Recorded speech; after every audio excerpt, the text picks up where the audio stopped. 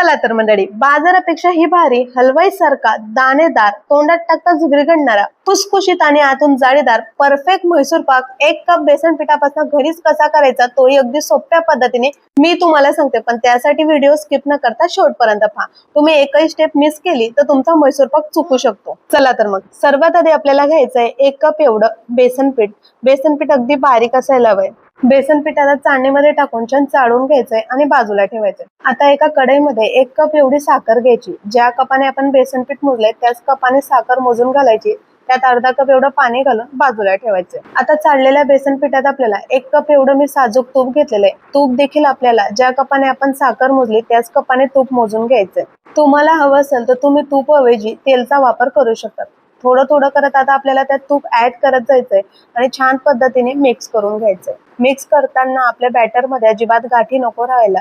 अगदी सरसरीत बिना गाठींचं अगदी पातळ असं पीठ तयार करायचंय. भजींसाठी ज्या पद्धतीने आपण पीठ फेटतो अगदी त्याच पद्धतीने थोडं थोडं तूप घालत आपल्याला एकसारखं बिना गाठींचं अगदी पातळ पीठ फेटून घ्यायचंय. 1 कप बेसन पीठ मिक्स करून घेण्यासाठी अर्धा कप इथं तूप लागलाय. अर्धा कप तूप राहिलंय त्याचं मी तुम्हाला पुढे सांगेलच काय करायचं. कढईमध्ये जे साखर आणि पाणी मिक्स करून ठेवलं होतं आता ती कढई गॅसवर ठेवायची साखर वितळायला.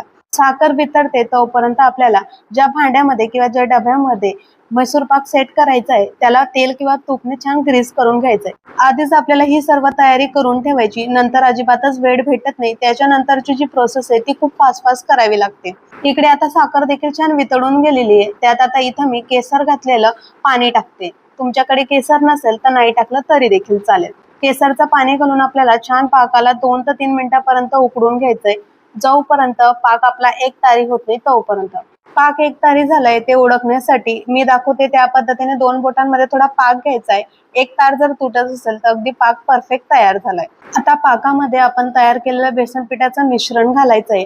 एका हाताने मिश्रण टाकत जायचं आणि एका हाताने कंटिन्युअसली मिक्स करत जायचं. हे 2 ते 3 सेकंद अजिबातच हात थांबवायचा नाहीये. जर तुम्ही हात थांबवला तर आपल्या मिश्रणात गाठी पडू शकतात आणि जर गाठी पडला तर आपला म्हैसूर पाक अजिबातच छान येणार नाही. पाक बनवताना एक काळजी घ्या. पाक आपला 1 तारीपेक्षा कमीही नको आणि 1 तारीपेक्षा जास्तही नको शिजायला हवाय. परफेक्ट 1 तारी पाक आपल्याला इथं पाहिजे. मिश्रण टाकून छान 2 ते 3 मिनिटांपर्यंत कंटिन्युअसली मिक्स करत जायचंय. जोपर्यंत मिश्रण छान भाजून होत नाही आणि अशा पद्धतीने त्याला बबल्स येत नाही. मिश्रणाला अशा छान पद्धतीने बबल्स यायला लागले की त्यात आपलं जे अर्धा कप तूप उरलं होतं त्याला थोडं गरम करायचंय आणि त्यानंतर 1 चमचा तूप त्यात ऍड करत जायचंय आणि पुन्हा आपल्याला छान पद्धतीने मिक्स करत जायचंय. ही प्रोसेस आपल्याला कमीत कमी 4 ते 5 वेळा करायची किंवा जोपर्यंत आपलं तूप संपत नाही तोपर्यंत. त्यात तूप ऍड करत जायचंय आणि पुन्हा असंच पद्धतीने मिक्स करत जायचंय. तूप घातल्यानंतर मिश्रणाला छान बबल्स येतात किंवा छान फुलतं ते मिश्रण आणि छान दाणेदार होतं. इथं जसं जसं तुम्ही त्यात तूप ऍड करत जाणार तसं तसं आपलं मिश्रण अगदी फुलून येईल आणि त्याला जाडी पडेल. मिश्रणाला तुम्ही मीडियम गॅसवरती जेवढं तुम्ही भाजत जाल आणि तूप ऍड करत जाल तेवढं ते फुलत जाईल आणि त्याला जाडी परत जाईल. जेवढी जाडी मिश्रणाला येईल तेवढाच जास्त जाडीदार आपला म्हैसूर पाक देखील बनेल. इथं मिश्रण देखील छान भाजून झालंय, रंग चेंज झालेला आहे आणि तूप देखील संपलंय. आता मिश्रण अगदी परफेक्ट तयार झालंय.